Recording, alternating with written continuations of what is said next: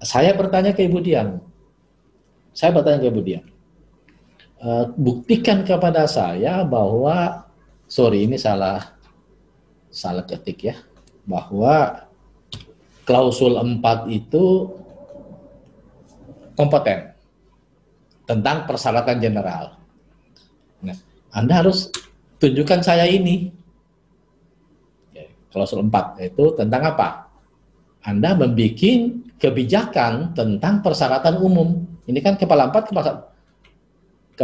kan ini.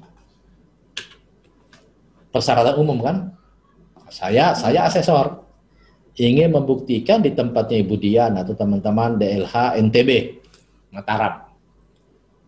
Saya ingin membuktikan secara visual bahwa klausul 4 atau yaitu tentang persyaratan general, Anda ini kompeten. Show me, tunjukkan kepada saya. Nah, yang Ibu Dian tunjukkan kepada asesor, ini dia.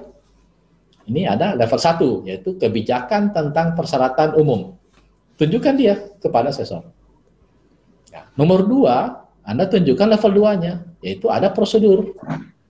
Prosedur ketidakberpihakan, kemudian prosedur menjaga kerahasiaan, ya, terus apa lagi?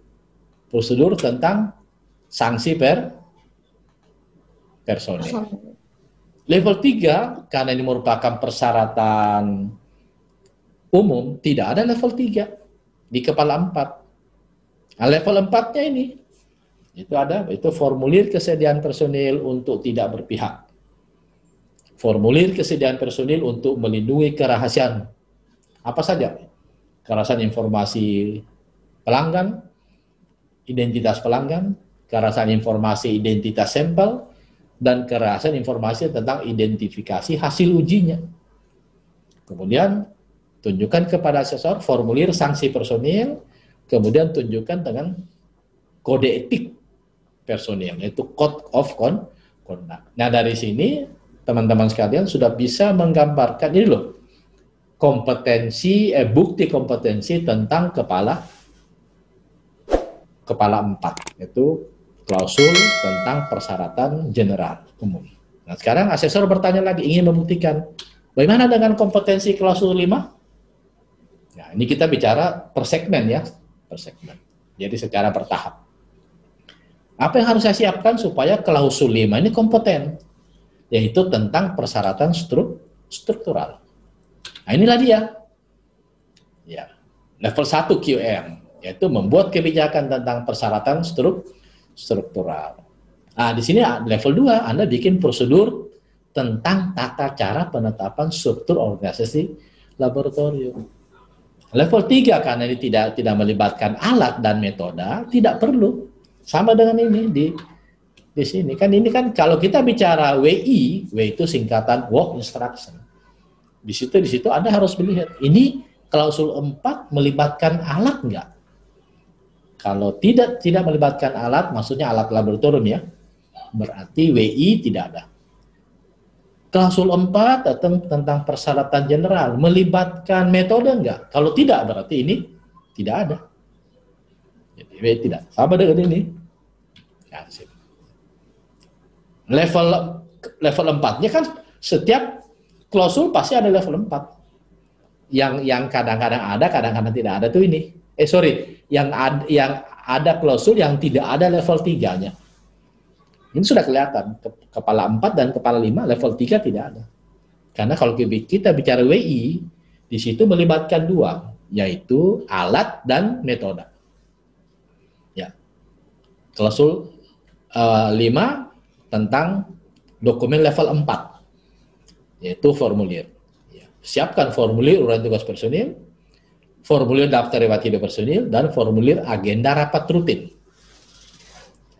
Ada catatan, formulir di klausul 5 ini overlapping dengan klausul 6.2, karena tentang personil, itu tentang personil. Nah, ini Bapak Ibu sekalian, teman-teman sekalian, nanti akan saya tampilkan ini lengkap setelah selesai persentase yang kedua. Ya. Yaitu tentang apa?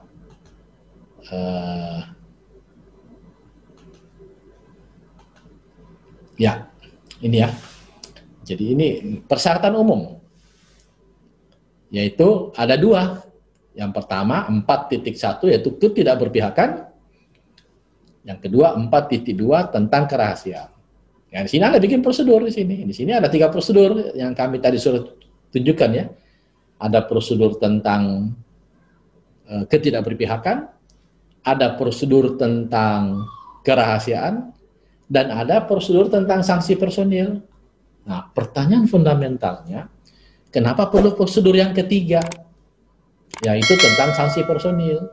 Kenapa? Sebab untuk memberikan sanksi kepada personil yang melanggar prosedur pertama atau prosedur kedua di atasnya. Harus diberikan sanksi. Nah, cara memberikan sanksi, ikuti kaidah ISO. Write what you do what you write. Nah, prosedur di sini perlu diimplementasikan. Nah, setelah diimplementasikan, perlu pembuktian secara visual. Nah, masuklah namanya sejumlah formulir. Ini ada sejumlah formulir di sini. Ya, sampai di sini, Bapak Ibu nyambung? Sorry. Ibu Nur Azizah nyambung? Ya, maksudnya? Ibu Regina ya, Regina nyambung? Kemudian Ibu Aryani nyambung? Ibu Regina? Nyambung, Pak. Ibu Regina nyambung ya? Nyambung, Pak. Nyambung ya, ya. Ibu Aryani nyambung? Nyambung maksudnya? Ibu Aryani? Ya, begitu ya Bapak Ibu sekalian, teman-teman sekalian. Ini konsensus. Kemudian di dalam konsensus itu bermuatan tentang kebijakan. Ini kebijakan. Ini kebijakan. Ini kebijakan. Kebijakan based on konsensus ya. Kebijakan based on konsensus. Ini kita nggak bisa merubah ini. Kita nggak merubah. Ini kalau Anda mau merubah ini, ya kumpulkan semua anggota ISO yang ada di seluruh dunia. Rapat di Swiss, kantor mereka ada di Jenewa, ya. Adakan lagi rapat konsensus yang baru. Nah, sekarang kita ini tinggal make. Nah, sekarang saya jelaskan kepada teman-teman sekalian, kepada Bapak Ibu sekalian, bagaimana membuktikan supaya klausul-klausul ini kompeten. Nah, ini kan bahasa kebijakan. Ini bahasa kebijakan. Ini bahasa kebijakan. Nah, bahasa kebijakan ini biasanya bahasa standar yang padat ya. Misalnya, laboratorium harus harus menerapkan kebijakan tentang ketidakberpihakan. Laboratorium harus menjaga kerahasiaan informasi. Ini bahasanya bahasa tegas. Bagaimana mengimplementasikan kebijakan ini? Perlulah alat bantu. Alat bantu itu namanya prosedur. Nah, prosedur itu kita tulis sesuai dengan title kebijakan ini. Diikuti dengan title prosedur yang lain yang relevan, yang sesuai. Kayak tadi ya, di sini mungkin Anda yang kritis bertanya, di sini 2, tapi kok Pak Adnan di sini bikin prosedur 3 jumlahnya. Ya saya tambahkan 1, yaitu prosedur tentang sanksi personil. Diperlukan, sebab apa? Kalau di dalam lab Anda ada personil yang ternyata yang bersangkutan tidak berpihak. Yang bersangkutan membocorkan rahasia informasi kepada orang lain, kepada pihak ketiga. Maka perlu diberikan sanksi. Nah, dibuatlah prosedur tentang sanksi personil. Nah, setelah kita mengimplementasikan prosedur ini, perlu pembuktian secara visual. Inilah namanya formulir. Nah, ya, kerangkanya ya, kerangkanya. Ya. Kalau waktunya panjang, sebenarnya ini bisa saya kasih contohnya semua satu-satu prosedur. Contohnya prosedur ini ada. Ya. Tapi karena waktunya singkat. Mau Pak contohnya Pak? Kenapa? Mau contohnya Pak? Ya, nggak apa-apa Bu. Tapi karena waktunya cuma kurang lebih 4 jam, nanti silakan kontak ke admin ya. Kontak ke admin. Terserah gimana mau minta prosedur. Kalau misalnya ada kami kasih Bu ya, nggak usah ragu ya. Kami kasih, ya. Apalagi kan Ibu bilang tadi sudah jalan ya, labnya sudah jalan, ya nanti kami kasih contoh-contohnya ya.